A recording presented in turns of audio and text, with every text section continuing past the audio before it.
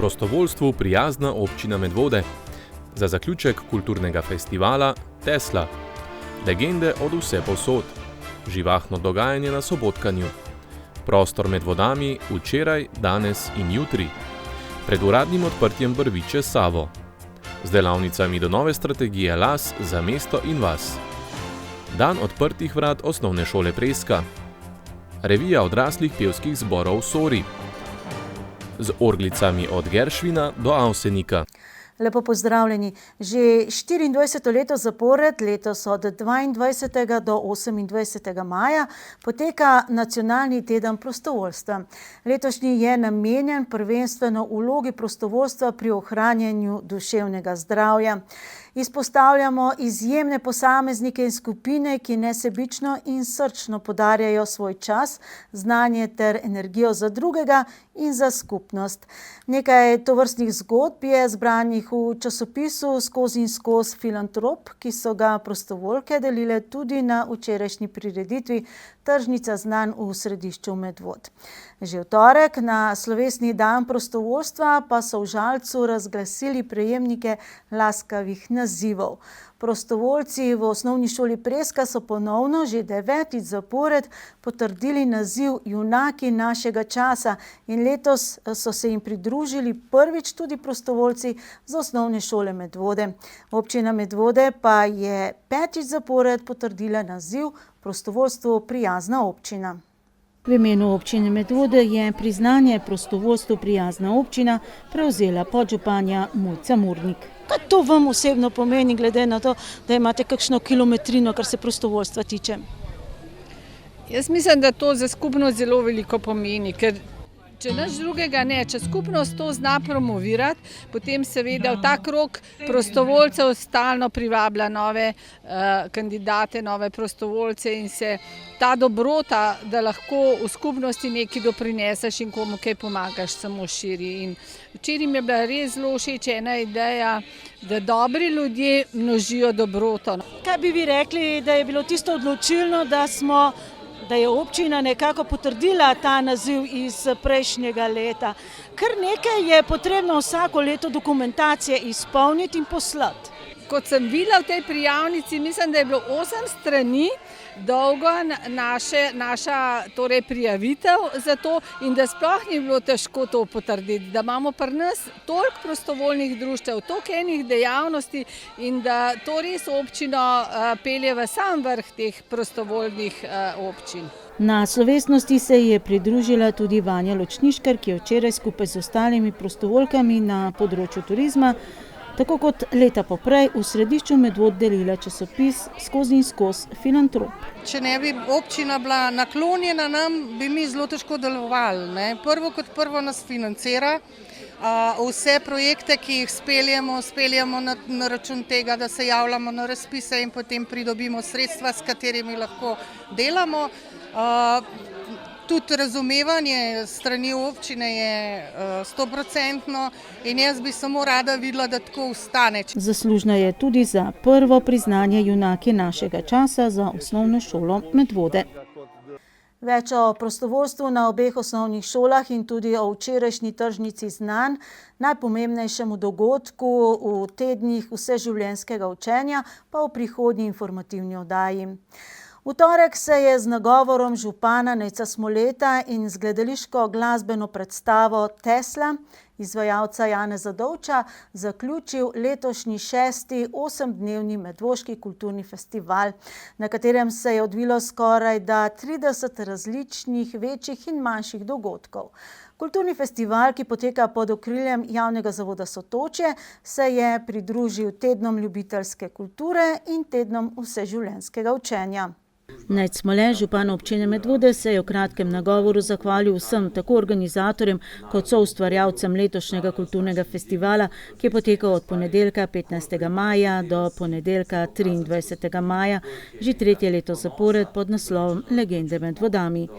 Da se zadnja leta, torej po covidu, večkrat sprašuje, tako kot kulturniki, kam plove naša družba, naša kultura na vseh nivojih, od mikrolokalne do nacionalne in kje je publika.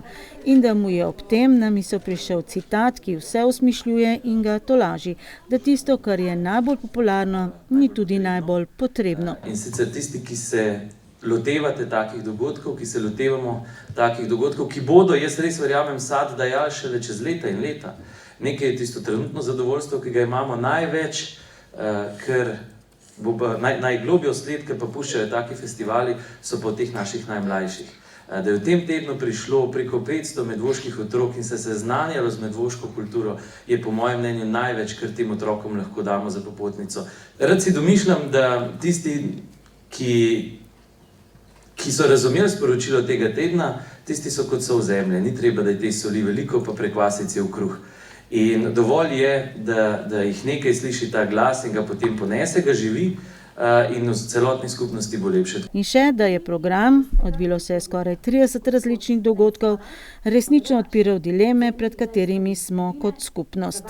Kultura že davno ni več omejena samo na take prostore in podobne. Kultura je v resnici vse to in še mnogo, mnogo več.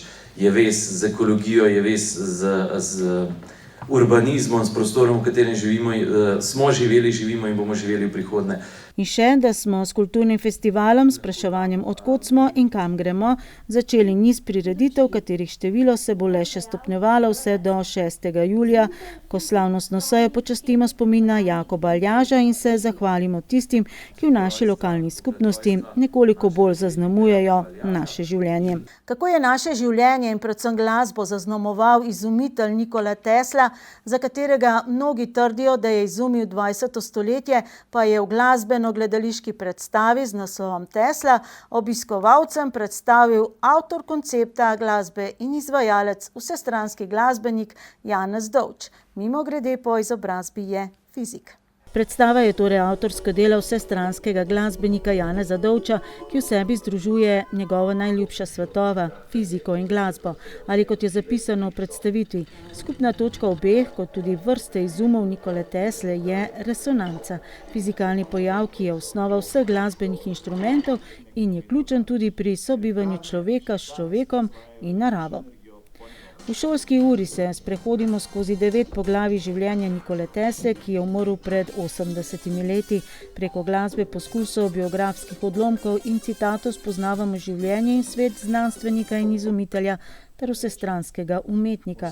Spoznavamo njegove izume in predvsem njegovo željo po izboljšavi sveta za naslednje generacije, ki ne bo svet zatiranih in ponižanih, temveč svobodnih ljudi in narodov, enakovrednih v dostojanstvu in spoštovanju sočloveka. V katerem bodo prevladovali pravičnost, nesebičnost, duhovnost in moralnost.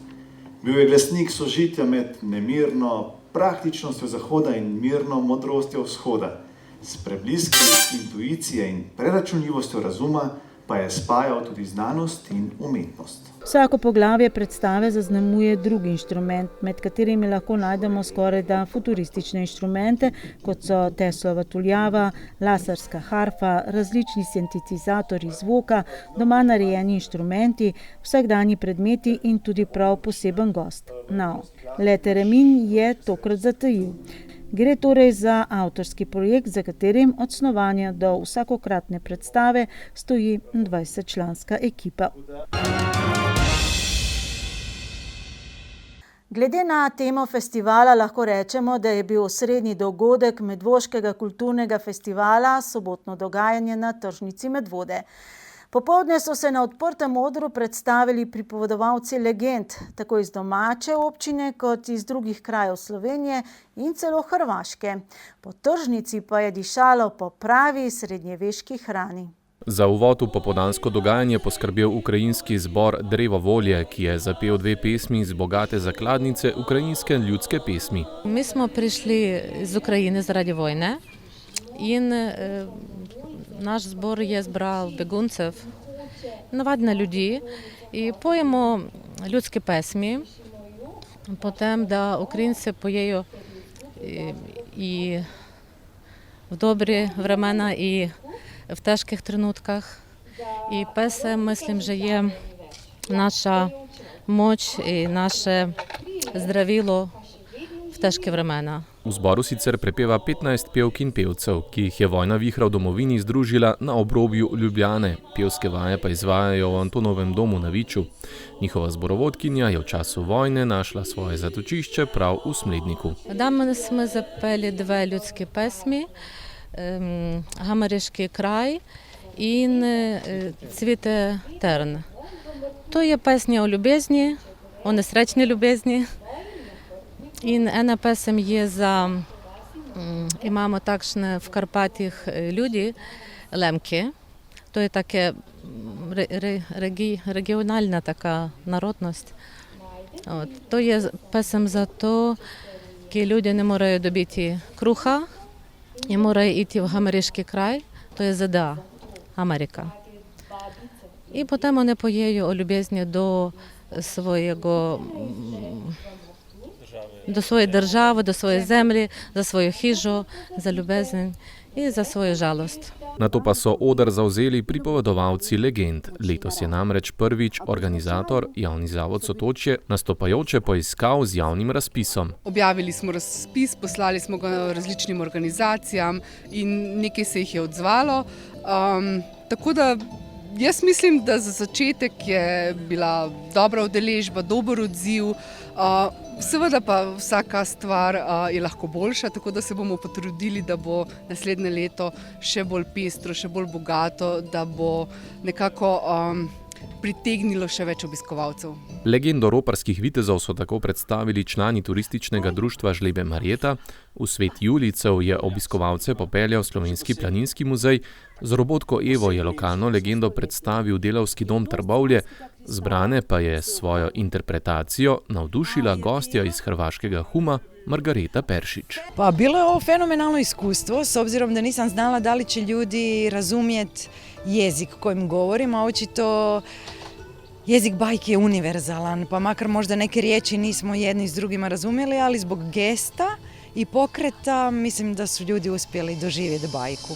Z Medvoščani je delila legendo o nastanku najmanjšega mesta na svetu, mesta Hum na otoku Pag, ki govori o iskanju ljubezni in sreče, o velikanih, vilah in čarovnijah, o vztrajnosti in o predanosti. Ovo je zaista legenda, ne znam ko je napisao, ali se prenosila s koljena na koljeno.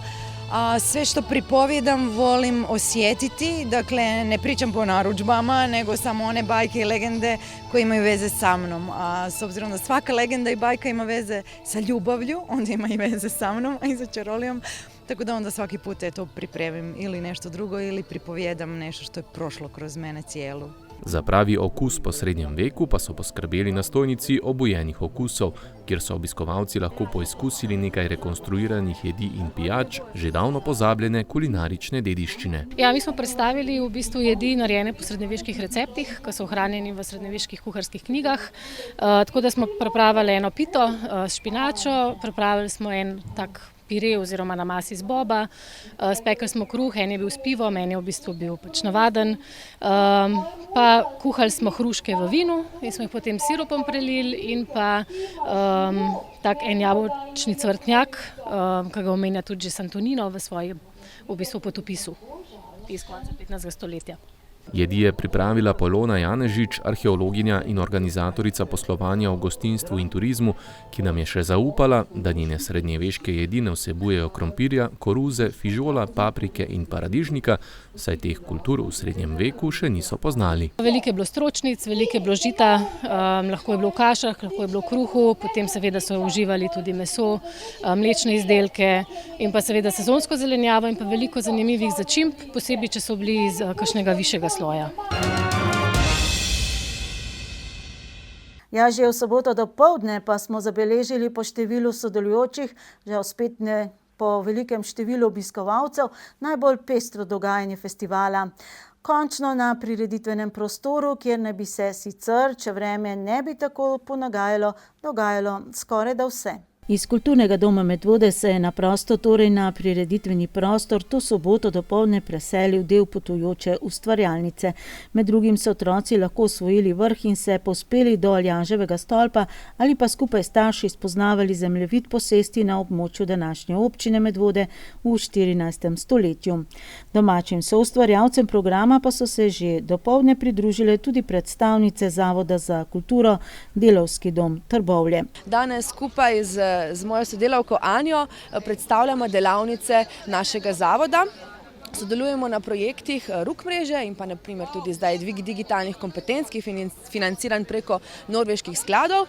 In imamo danes tukaj z nami primer miške, in moramo rešiti jo skozi labirint. Ampak ta labirint, ker smo le s Trbove, spominja na rudniške rove, da se miška reši. In pa potem imam delavnico, en primer kreativne elektronike, ki lahko otroke z zelo preprostimi materijali, ki jih najdemo doma, v shrambi ali pa v delavnici, naučimo oziroma imamo nek nov pristop, metodo, kako na zabaven način lahko spoznavajo svet elektrike. Mene mogoče fascinira tudi tale Laibach, Made in Trbovlje, ker je vendarle povezava tudi z nami, z Medvodami. Ja, Laibach AR je aplikacija, kjer oživijo plakati, grafike naših in pa tudi vaših Laibachov, zaradi Tomaža Hostnika.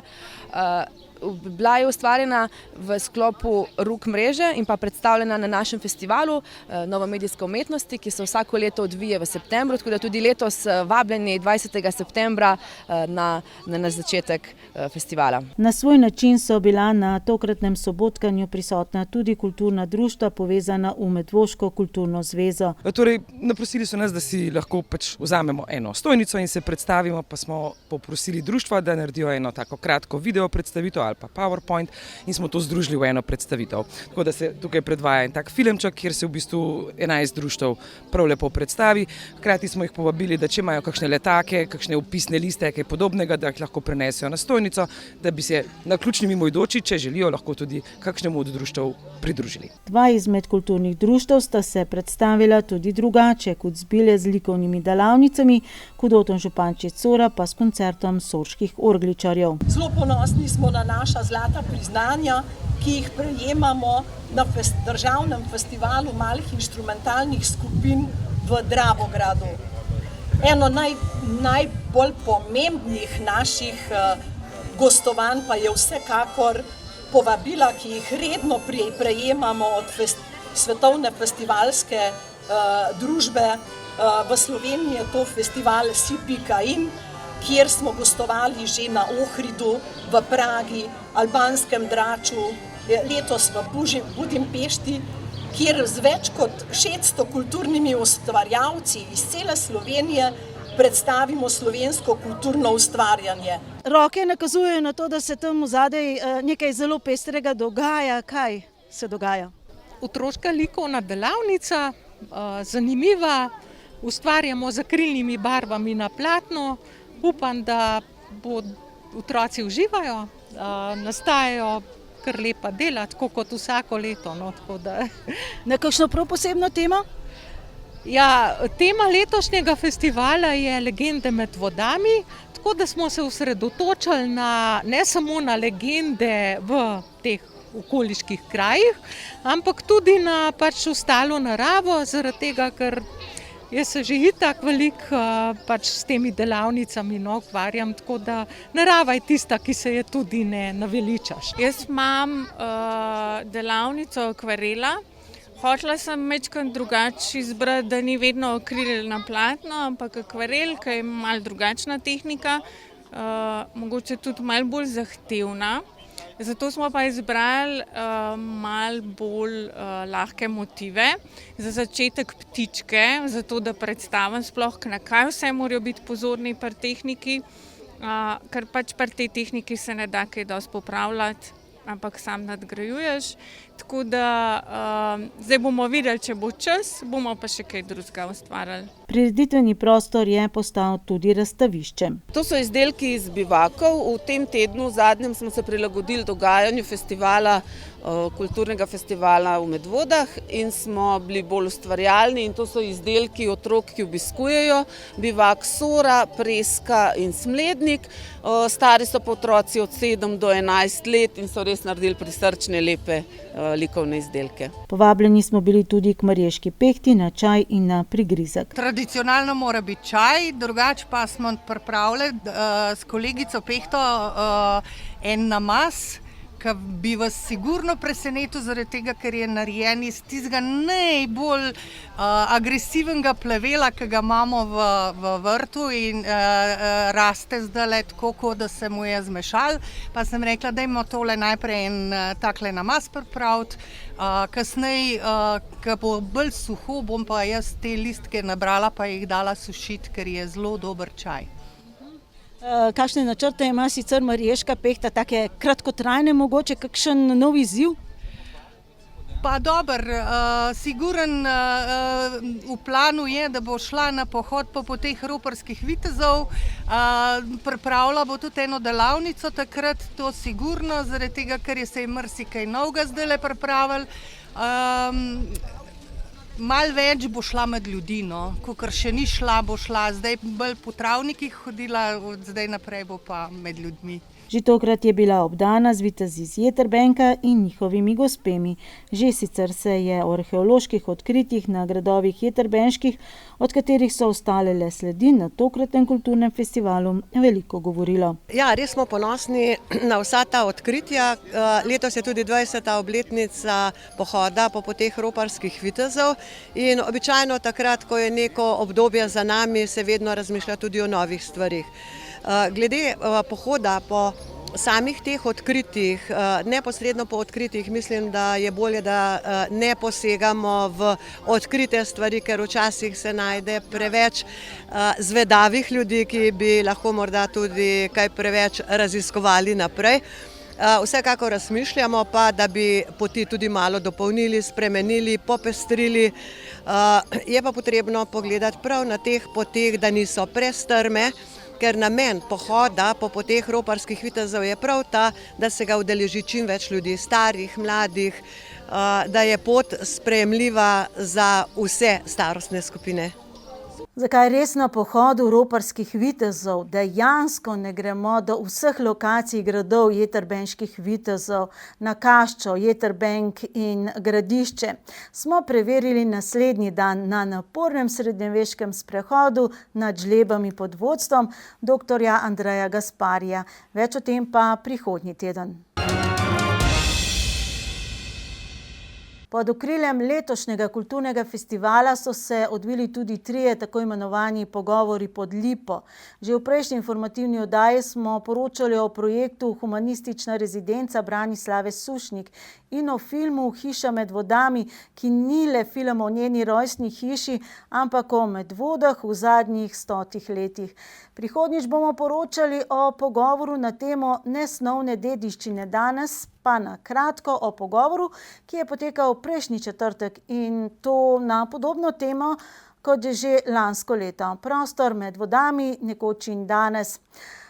Na pogovoru, ki ga je tudi letos vodila Sabina Spanjol, so poleg arhitektov oziroma urbanistov Anje Slapničar, Nataše Špilak in Lovrenca Košenine sodelovala še ljubiteljski raziskovalec zgodovine dr. Jurij Šilc in arheolog dr. Andrej Gaspari. Vsi so tako ali drugače povezani z našo občino, bodisi da tu živijo, raziskujejo ali pa delajo. Urbanistka Anja Slapničar, sicer naša občanka, se je v svoji diplomski nalogi ukvarjala z življenjem v stanovanjskih kooperativah in z oblikovanjem skupnosti, v magistrski diplomi pa z raziskovanjem parkirnih površin in možnostjo njihove souporabe. Tudi njena poklicna pot je usmerjena k trajnostni mobilnosti. Torej spodbujanjem hoje in kolesarjenja in vračanjem prostora ljudem, bolj iskreno rečeno, da bo razumljivo pa z omejevanjem motoriziranega prometa. Kot primer, ki bi si zaslužil tovrstni razmislek, je navedla most čez reko Soro pri občinski stavbi. Kako neke parkirne površine začasno ali pa trajno nameniti raje ljudem kot avtomobilom, da pa na primer kakšne ulice da so bolj prijazne pešcem in kolesarjem, kot pa da so samo rezervirane za tiste avtomobile.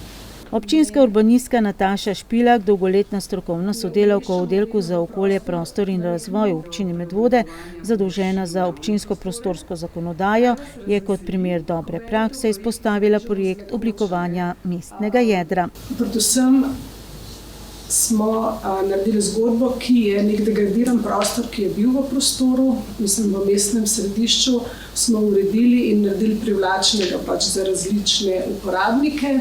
Že sicer je njen moto, da raje kot da bi vzpostavljali nov javni prostor, saniramo obstoječega. Da ne umeščamo vedno v prostor, v nek nov prostor, nekih ureditev, nekega recimo javnega prostora kakorkoli ali česarkoli, ampak da izkoriščamo neka degradirana območja, da se posvečamo več sanaciji in predvsem, da se ukvarjamo bolj s kvaliteto kot s kvantiteto. Da bi bile v mestnem jedru potrebne odločne intervencije ob zavedanju, da so te povezane z velikimi finančnimi sredstvi in zapletenimi lastniško-pravnimi odnosi, je menil tudi arheolog dr. Andrej Gaspari, profesor na Filozofski fakulteti, ki je bil med drugim tudi skrbnik Zavoda za varstvo kulturne dediščine na kulturnem ministrstvu. V resnici Medvode so mi bile vedno zanimive in tudi ta historičen del, ki je pač malo nesrečno preoblikovan, dograjen, tule takoj ob tem prenovljenem delu, bi verjetno zahteval neke napore, ker je to tisto, če bi lahko čemu rekli, jedro, tako historične z moje perspektive, mi je ta najbolj, bi rekel, tak intriganten. In zdaj, ko se povezuje še z novo Bravjoče Savo, pa bo to vedno bolj očitno in vedno bolj se bo potreba urediti tudi tega pokazala, kako do tega pride, seveda si predstavljam, da ne bo lahko. No? Da je ureditev parka, tržnice in prireditvenega prostora le korak k oblikovanju mestnega jedra, so bili enotni vsi razpravljavci in da je z novo brvjo prek Save dan dodaten vzgib, česar se tako Špilakova občina še kako zaveda.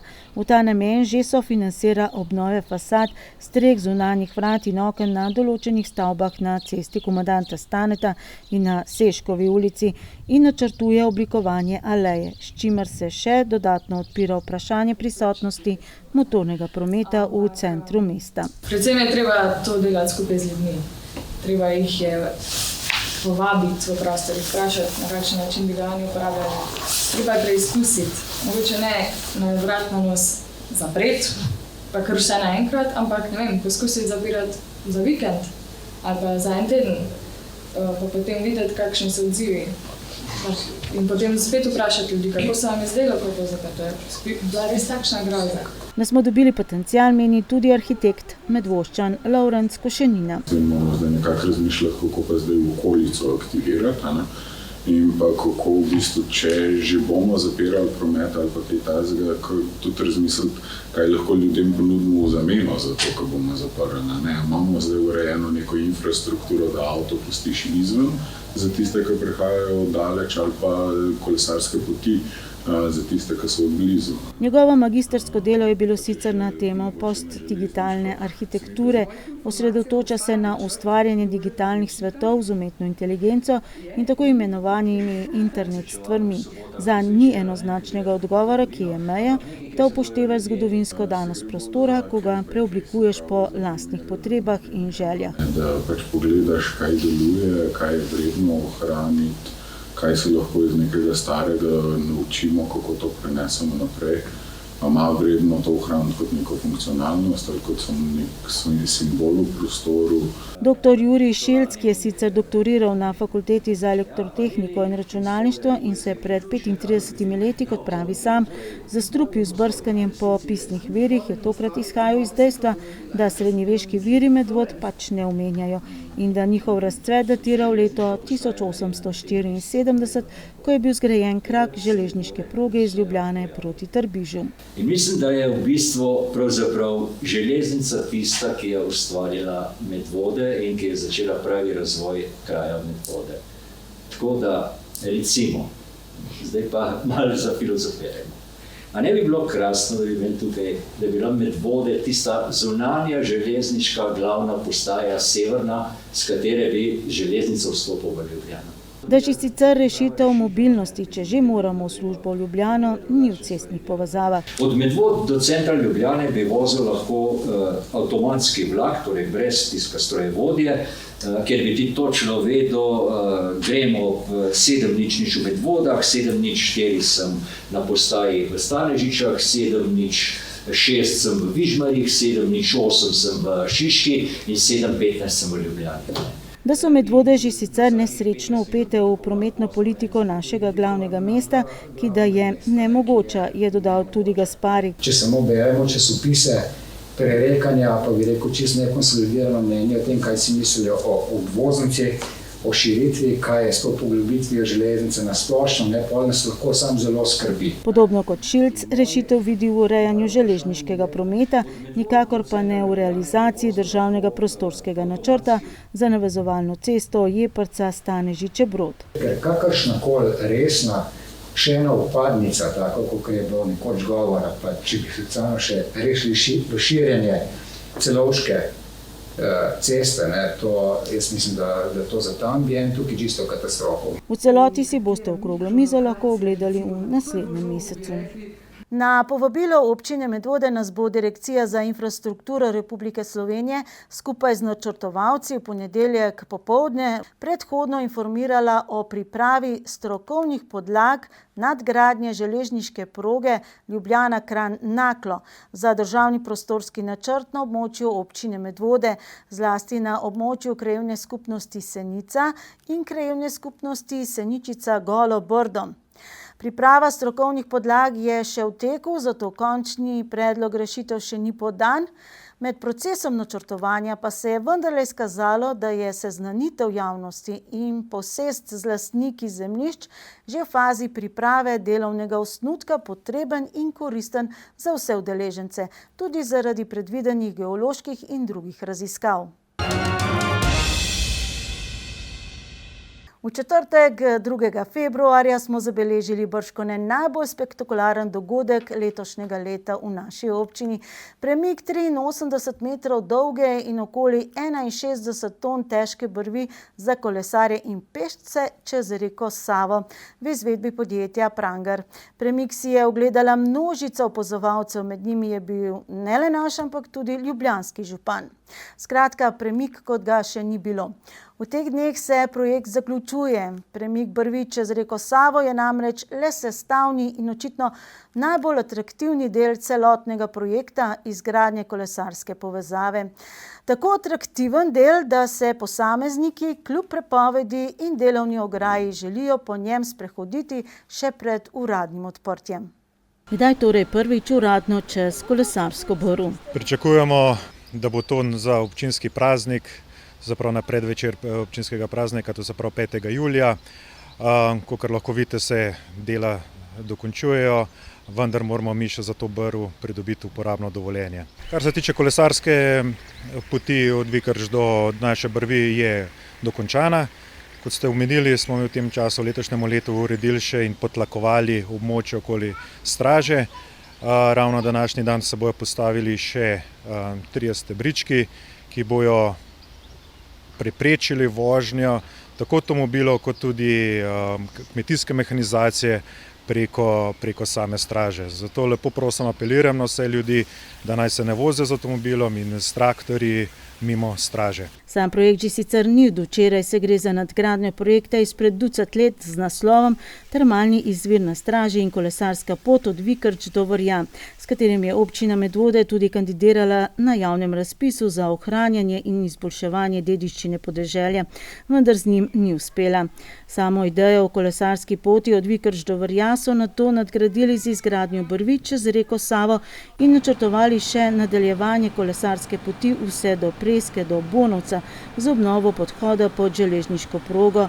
Slednje se je kasneje skazalo za finančno preobsežen zalogaj. Namen projekta je torej izgradnja dobrih 6 km dolge in 3,5 metra široke, varne in urejene kolesarske povezave od lansko leto obnovljene brvi v Vikrčah prek Pirniškega polja in nove brvi do centra Medvod. Torej povezave med zalednimi naselji s središčem Medvod, kjer se nahajajo vse pomembnejše ustanove in tudi javni potniški promet. Kolesarka je namenjena seveda kolesarjem, vendar v tem priložnosti tudi povem, da je tudi za pešce omogočeno. Sigurno pa ne za motorna vozila, kar so to motorji, avtomobili. Ja, dovoljeno je za kmetijsko mehanizacijo.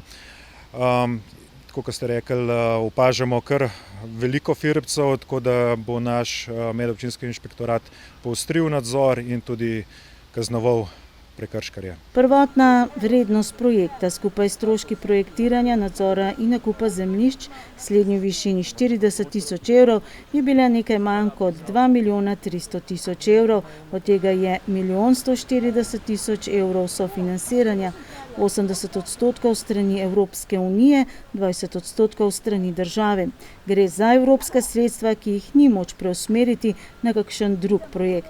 Odprtje smo sicer pričakovali vsaj jeseni lansko leto. Kar je strošek nastal, je bila pač predstavitev samega plinovoda, zato se tudi pač rok podaljšal, vendar na koncu bomo prišli do enega lepega objekta. Ki sedaj išče ime, imate mogoče kakšen predlog? Ne, nam je v interesu, da dokončamo ta objekt, ljudem, našim krajanom pa prepuščamo, da izberejo lepo ime za našo brv v Medvodah. Občina Medvode si želi, da objekt poimenujemo s kreativnim imenom, ki bo služil prepoznavnosti brvi in promociji trajnostne mobilnosti. Ime mora biti razumljivo, zapisano v slovenskem jeziku in primerno za vsakdanjo rabo. Ime brvi bodo uporabljali tudi pri komunikaciji z javnostjo in za orientacijo v prostoru. Vaše predloge sprejemajo do 2. junija. Lokalna akcijska skupina za mesto in vas, ki je bila ustanovljena leta 2015 z namenom, da črpa evropska sredstva, združuje javne in zasebne organizacije ter posameznike na območju 6 občin: Domžal, Komende, Mengša, Trzina, Vodici in seveda občine Medvode. Sredi februarja so župani teh občin podpisali partnersko pogodbo za nadaljne sodelovanje v lokalni akcijski skupini in začel se je niz delavnic kot pomoč pri pripravi nove strategije lokalnega razvoja vse do leta 2027. Rok za izdelavo je 31. julij. Po najbolj optimistični razlagi pa se bo prvi niz projektov, izbranih po novi strategiji, začel izvajati jeseni prihodnje leto. V aprilu je po občinah, vključenih v lokalno akcijsko skupino za mesto in vas, potekal prvi niz delavnic za pripravo nove strategije za obdobje 2020 do 2027 z namenom, da zainteresirane občane spodbudijo k razmisleku o prednostih, priložnostih, slabostih in nevarnostih okolja, v katerem živijo, in da preverijo njihovo stališče do načrtovanih ciljev nove strategije. V mesecu maju pa poteka že drugi niz delavnic. Danes smo se osredotočili predvsem na to, da predstavimo, kdo lahko prijavlja, kako izgleda prijava in da ljudje poskusijo pripraviti neko tako vajo za pripravo projekta, da se sprehodijo čez ta glavne vsebine, da določijo, kakšna je glavna ideja, kdo so partnerji, kakšne so glavne aktivnosti, da začnejo razmišljati konkretno o teh stvarih, ki jih je potem potrebno vpisati v prijavo projekta. V Medvodah je v torek sicer potekala delavnica na temo trajnostni turizem v povezavi z ohranjanjem naravne in kulturne dediščine. Delavnice so tokrat namreč razdelili na 3 različne tematske sklope in se odvijajo v 3 občinah. V bistvu ni bilo neke strašne matematike, malo smo poskusili razdeliti po območju, ravno zato, ker tudi del današnjega te delavnice je, da povežemo ljudi tudi iz drugih občin, različni deležniki, da pridejo skupaj, da se začnejo malo pogovarjati, ker bistvo sredstev je, da spodbujamo celotno območje in zato nismo želeli, da bi spet v posamezni občini, ampak smo malo razdelili na 3 različne in spodbujali ljudi iz vseh občin, da pridejo tudi nekam drugam, mogoče na neko novo območje, spoznajo nekega potencialnega partnerja in začnejo razmišljati mogoče malo izven svojih okvirjev. Glavni 3 cilji, katerim bo sledila nova strategija na pristojno ministrstvo, jo je potrebno oddati do 31. julija, so sicer spodbujanje socialne vključenosti, lokalnega razvoja in samozaposlovanje In kot rečeno, trajnostni turizem v povezavi z ohranjanjem naravne in kulturne dediščine. V slednjem primeru torej projekti, kot je na primer projekt ohranjanja in ozaveščanja o pomenu mokrišč in vodotokov, revitalizacija stavb, oblikovanje učnih poti in učilnic na prostem in delavnice ter prireditve vezane na ohranjanje kulturne dediščine. Udeleženci tokratne delavnice, razdeljeni na 2 skupini, so bili pozvani, da vsak izmed njih napiše projekt, ki bi sledil temu zastavljenemu cilju. Ostali v skupini pa so ta projekt nadgrajevali s svojimi idejami, s čimer so simulirali sodelovanje med projektnimi partnerji. Za tisti projekt, ki je prejel največ všečkov, pa so v nadaljevanju pripravili projektno idejo. V idealnem razmeri se bojo oni usedli skupaj, pa ga bojo res pripravili do projektne ideje, ki bo pripravljena za prijavo. Ampak v bistvu mogoče je to, kot sem rekla, ni toliko važna ta vsebina kot vsebina, ampak bolj to, da so udeleženci začeli razmišljati o prijavi projekta. Ker prijava projekta je dokaj zahtevna in od tega, da si ti rečeš, jaz bi pa rad tukaj, ne vem, obnovil Toplar, da bo muzej na prostem, do tega, da res to narediš, je kar veliko korakov in upamo, da so danes za to delavnico malo dobili predstavo o tem, kaj vse je treba pripraviti, o čem vse je treba razmišljati, da bo tale priprava projekta čim lažja. Ena od skupin je pripravila projektno idejo za muzej na prostem, kot ga je že večkrat doslej predstavil Štefan Čebašek, druga pa projekt revitalizacije mrtvih rokavov reke Save, ki ga je občinski upravi predstavila ribiška družina Medvode. Oni so nam tudi te rokave predstavili na terenu, sicer sodelavki, in se mi zdi to mogoče en zelo tak dober projekt, ki bi se lahko izvedel tudi mogoče v sklopu LAS-a ali pa kakršnega koli drugega projekta. Kaj bi bilo v tem konkretnem primeru potrebno postoriti? Se pravi, verjetno prva ta neka aktivnost bi bila to, da se sploh odkrije, kaj je potrebno narediti za to revitalizacijo. Potem razna ta dela, gradbena, mogoče kakšni načrti, kako zdaj to urediti. Potem pa tudi kakšne mehke vsebine v smislu delavnic, ozaveščanja lokalne skupnosti in obiskovalcev, kaj sploh so ti mrtvi rokavi, kakšen je njihov pomen pri biodiverziteti in tako. Na razpisu lokalne akcijske skupine, ki bo glede na postopke pri sprejemanju nove strategije po vsej verjetnosti šele v začetku prihodnjega leta, lahko sodelujejo vsi, pravne in fizične osebe, ne glede na to, ali so člani lokalne akcijske skupine ali ne, le da imajo sedež na območju LAS-a in da se projekt izvaja na njenem območju. Med večje ovire pa sodi prav dejstvo, da mora prijavitelj vnaprej zagotoviti vsa finančna sredstva za izvedbo projekta. Če se ne motim, se je mogoče ustavilo ob tej finančni konstrukciji. To je mogoče rak rana tega razpisa, sredstva pridejo kasneje. Ja, to je, žal je ta mehanizem takšen, da je treba vse zalagati, vse je treba vnaprej plačati in se potem tale sredstva pridobivajo za nazaj. Mi se tega zavedamo, to tudi probamo čim bolj jasno predstaviti ljudem, da niso zavedeni.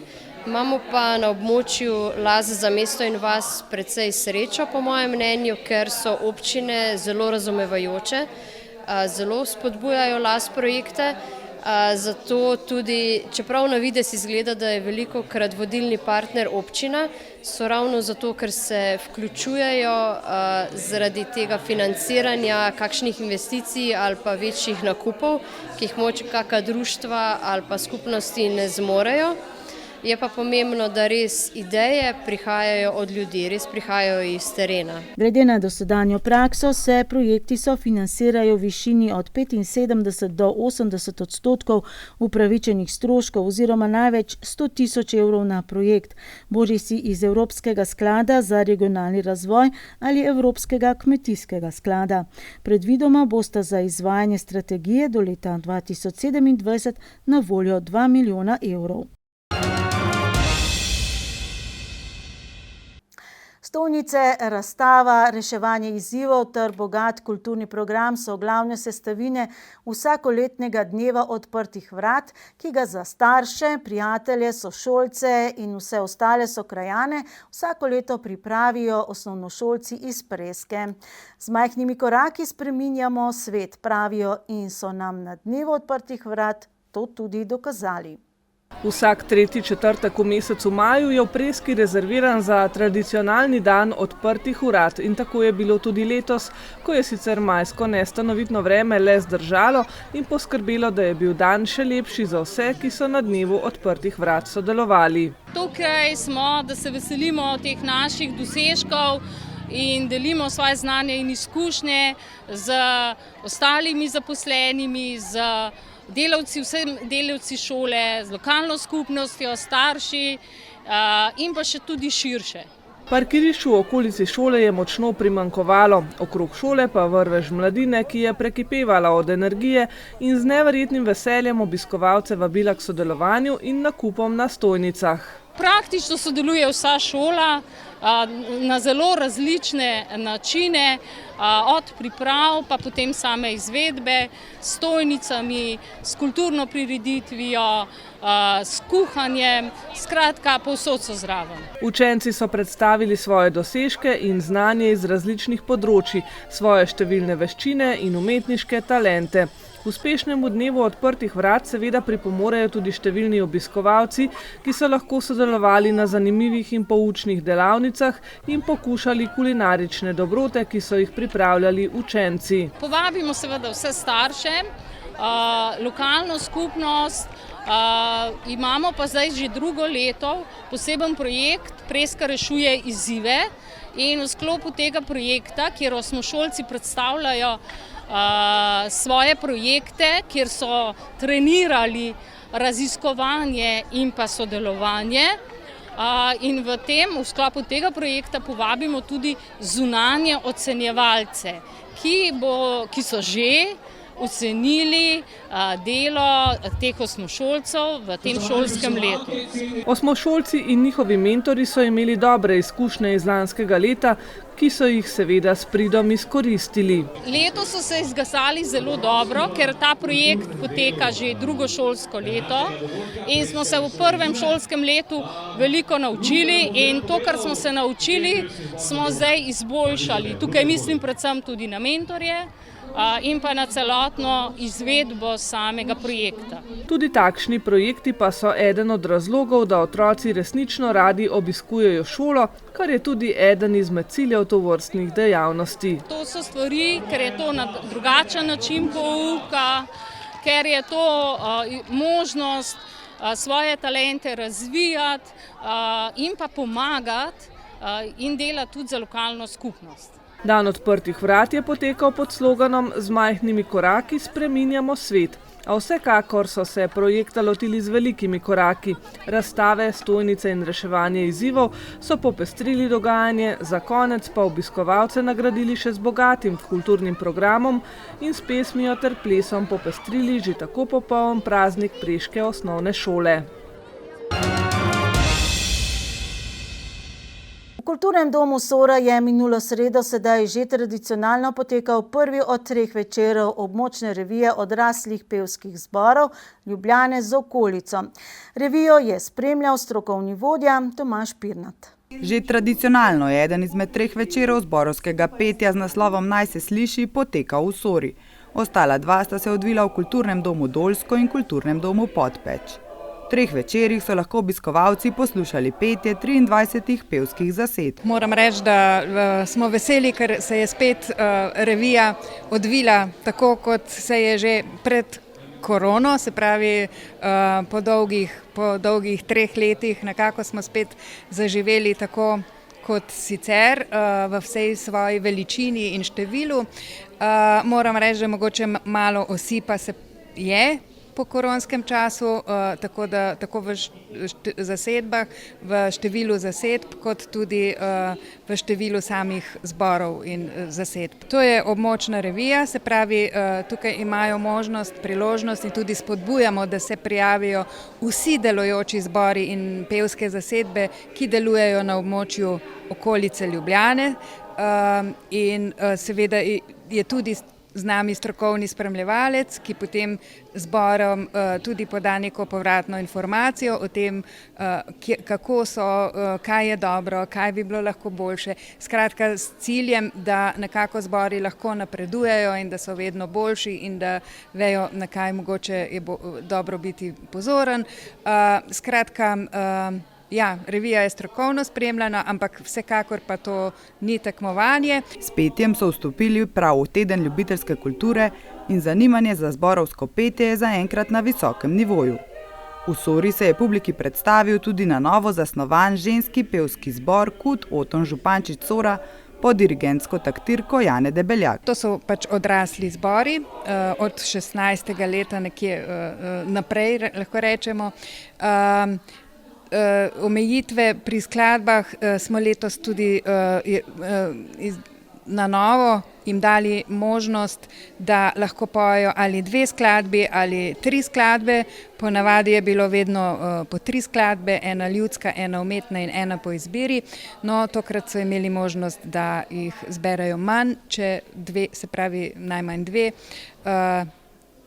Če si tako želijo, in kar nekaj zborov je letos tudi to izkoristilo, kajti vemo, da po toliko časa odsotnosti vaj in druženja je seveda tudi za zbor zelo pomembno, da se na novo postavi in da na novo začne, in tako da mnogi pač morda niso zmogli toliko pripraviti, kot so letos. Revijo je strokovno spremljal slovenski zborovodja Tomaž Pirnat. Po predstavitvi vseh nastopajočih pa so se skupaj poklonili pokojnemu skladatelju Juretu Robežniku, ki je umrl lansko leto. V ta namen so se zbori združili in zapeli zimzeleno pesem Mlade oči. Mlade oči, vidijo svet, ki ga ni.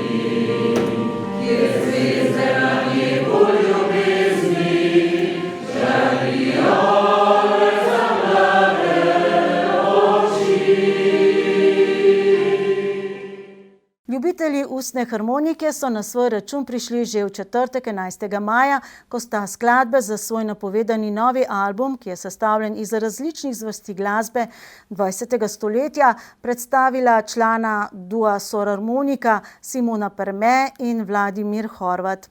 V intimnem vzdušju Bara kulture 13,6 sta z lahkotnejšim sporedom poskrbela za prijetno vzdušje. Pričela sta z Gershwinovo Summertime, manjkala pa ni niti Avsenikova Golica. Sorarmonika obstaja že več kot 10 let. Marca 2013 je bila za predstavitev na kvadrienalnem svetovnem festivalu ustnih harmonik v nemškem Trosingenu ustanovljena zasedba 4 deklet in 4 fantov. Zasedba je v tej sestavi gostovala po številnih tujih državah in osvajala nagrade. Izdali so 2 zgoščenki, a sčasoma se je zasedba pričela krčiti. Po epidemiji sta ostala le še Vladimir Horvat in Simona Perme, ki tudi kot duo nadaljujeta uspešno pot Sorarmonike. Ko sva 2, je verjetno lažje, kot če nas je več, ne? In ta neka komunikacija med nama mora seveda biti, zato je pomembno, da se postaviva tako, da čutiva en drugega, da se vidiva in tako v bistvu ta harmonija bolj steče. V duo Simono je krasno delati. Torej, nekako tu pride do izraza tisti, ki se, da rečem 2 izvajalca, začutita v vsakem trenutku, kakor si kdo zmisli. Sej vsaka izvedba, recimo v živo, je drugačna. Je prav, da je drugačna, kot jo takrat doživljaš. Ampak se tudi v tistem hipu drugemu prilagajava, ne? In to je ta prednost, recimo zdaj v duhu, ker nič se ne more zgoditi, da bi se sesulo.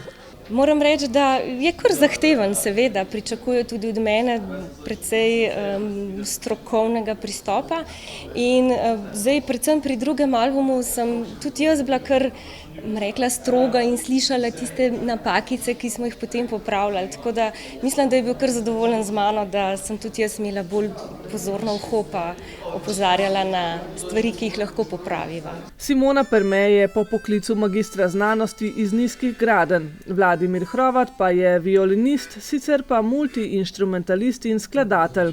Združuje pa ju ljubezen do poustvarjene glasbe na ustni harmoniki. Poleg priložnostnih nastopov in samostojnih celovečernih koncertov, pretežno klasične glasbe, sta februarja 2021 izdala njun prvi samostojni album Intimate Impressions of Great Masterpieces, ki je požel zelo dobre kritike, med drugim so zapisali, da sta s svojim izvajanjem prinesla nebeško vzdušje. In kako njun glasbeni doprinos sprejemajo Medvoščani? Mislim, da sicer so bolj vajeni poslušati Sorške Orgličarje, ne? Ker smo nekje malo v drugačnih vodah, ne? Ampak mislim, da razumejo, zakaj gre in da zadevo podpirajo. Klasika res ni glasbena zvrst, ki bi jo tradicionalno pripisali igranju na orglice, a zato ne zveni nič slabše. Ustna harmonika nam omogoča, da igramo res vse in glede na to, da Vladimir dela pač take priredbe, bolj klasično glasbo, in tudi pač po izobrazbi je glasbenik, ne? Tako da njemu je to bolj izziv, da dela bolj resno glasbo in kot sem rekla, lahko zveni vse zelo v redu in zakaj pa ne, ne? Torej, treba je samo pač nekaj več vajen in način igranja se kaj razlikuje od tistih klasičnih napevov? Ja, seveda, ne? Tukaj je treba biti vseeno bolj pozoren na te razne specifične podrobnosti, ki so pri klasični glasbi pomembni, ne? Sploh pri nekaterih skladateljih in to je treba pač paziti. Duo Sora Harmonika ima pripravljene skladbe za njun drugi album z delovnim naslovom Intimate Impressions of the 20th Century Music, ki ga opisujeta kot nekakšno malo antologijo različnih zvrsti glasbe minulega stoletja. Ali bo izdan v obliki zgoščenke, vinilke ali kako drugače, pa se še nista odločila dokončno. Smo v nekem prehodnem obdobju, ko CD-jke naenkrat niso več aktualne, long playke se pojavljajo, ne, oziroma če se kaj kvalitetnega dela, se zdaj da na long playke, nekaj gre na ključke, v glavnem je pa vse po teh medijih internetnih, ne, in ne veva še točno kaj in kako. Zastavljeno je pa, snemanje bilo res, tudi maksimalno smo gledali na res kakovost prav do vrhunca, da bi dali na long playku. V Baru kulture 313,6 sta v živo predstavila skladbe z novega albuma in poskrbela za nekoliko lahkotnejši spored. Rdeča nit je raznolika glasba 20. stoletja. Od, da rečemo, najzahtevnejše resne glasbe Mahlerja, recimo Bartoka in tako naprej. Tudi Samuela Barberja so naredila en multiplayback, krasen. Pa konec koncev do Avsenikov in Beatlov. Kajti vse to je glasba 20. stoletja in seveda glasba, ki je tudi na svojem nivoju. In katera od skladb je bila Simoni največji izziv za igranje? Vsaka po vrsti je poseben izziv. Mogoče Schindlerjev list, ki ga nisva že dolg igrala, tako da mogoče mi je ta tako bolj pri srcu, pa tudi prva Summertime, ki pač napoveduje tudi pri nas poletje, tako da recimo te dve.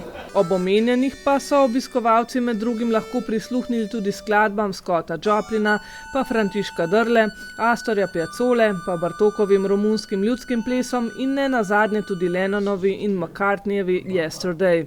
Da, vse to se da zaigrati na orglice oziroma ustno harmoniko. Navsezadnje solarmonika dokazuje, da je ta inštrument resnično primeren prav za vse zvrsti glasbe.